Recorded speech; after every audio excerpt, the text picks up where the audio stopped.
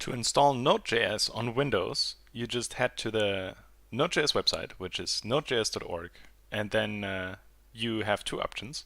You can get the long-term support release or the current version. Usually there's no harm in taking the current version, and there isn't a lot of breaking changes. So when you hit the download button and save the file, this will go to your downloads folder, and it should be completed fairly quickly. It's only like 16 megs.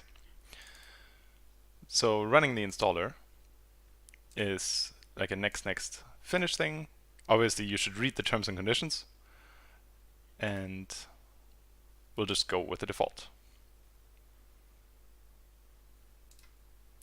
So you can tick this one on when you want to install Chocolatey Galley, which is like a package manager for all kinds of things for development environments on Windows.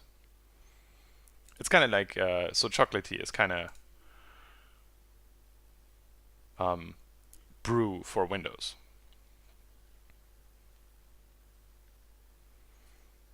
Alright, so that should go fairly quickly.